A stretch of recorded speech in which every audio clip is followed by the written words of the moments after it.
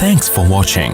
Don't forget to like, comment, share and subscribe to Mufti Tariq Masood, famous scholar. Mufti Tariq Masood speeches को subscribe करके bell icon पे जरूर click करें. जज़ाकल्लाह.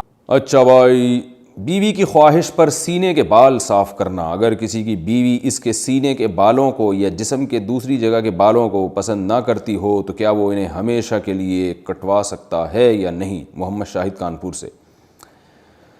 मर्द जो है ना, सीने के बाल या कहीं और जिस्म में जो टांगों वागों के बाल होते हैं, ये तो मर्दों के होते ही हैं और हमने कभी नहीं देखा सदियों तक मर्दों ने इनको काटने की कोशिश की, और कभी भी नहीं. अब मर्दों में रिवाज चल पड़ा इन बालों को काटने का.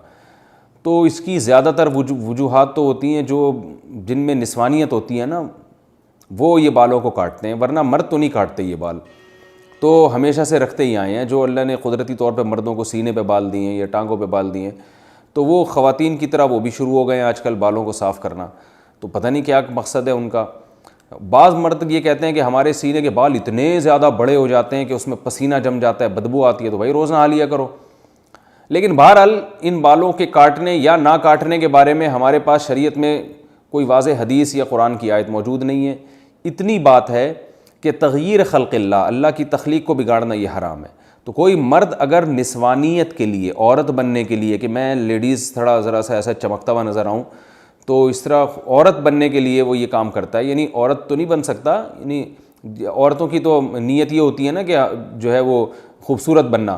तो मर्द अगर ये काम खूबसूरती के लिए कर रहा है कि मैं देखने में औरत जैसा नज़र आऊँ, खूबसूरती से मुराद निस्वानियत वाली खूबसूरती, तो फिर तो ये बिल्कुल हराम है. लेकिन अगर उसकी कोई और मसलत है, जैसे बॉडी बिल्डर वो इसलिए करते हैं, उनको मुकाबले में अपने कट्स वट्स दिखाने होते हैं, हमें तो ये काम भी बड़ा बेहुदा सा लगता है. लेकिन खैर, तो कोई और नीयत है या पसीना जम रहा है उसमें, इस नीयत से बाल काटते हैं.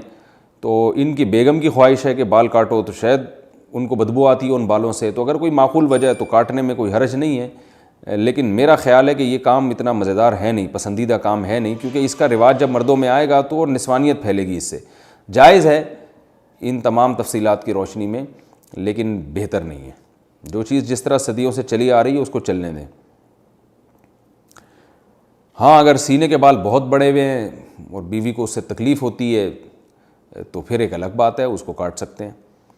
बीवी को तलाक. और दूसरी बात ये भी है कि हमेशा के लिए, तो भाई हमेशा के लिए तो क्या पता आपकी बेगम का इंतकाल हो जाए, अल्लाह ना करे, अल्लाह उनको ज़िंदगी दे, फिर आपको दूसरी शादी करने की ज़रूरत पेश आए, तो फिर वो नई वाली बीवी आए, उसको बाल, वो कहे कि भाई मर्दों के तो बाल होते हैं जिस्म पे, आपके तो बाल ही नहीं है, मुझे तो ऐसा आदमी चाहिए जो जिसमें बाल वाला बंदा चाहिए, और आप फारिगुल बाल हो गए. तो हमेशा के लिए ना काटें, मेरा ख़्याल है. उसको जो है वो एक ऑप्शन रखें.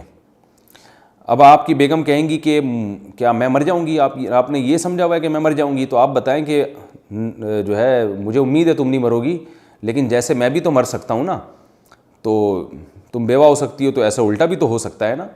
तो आप उनसे कहें कि 50% मेरे मरने के इम्कान है, 50% तुम्हारे मरने के. बल्कि और एहतियात में यूँ कहें कि बेगम 75% मेरे मरने के इम्कान है, क्योंकि मैंने ज़्यादातर औरतें बेवा होते देखी हैं, मर्दों की बीवियाँ की रिपोर्ट मरने की ज़रा कमी है.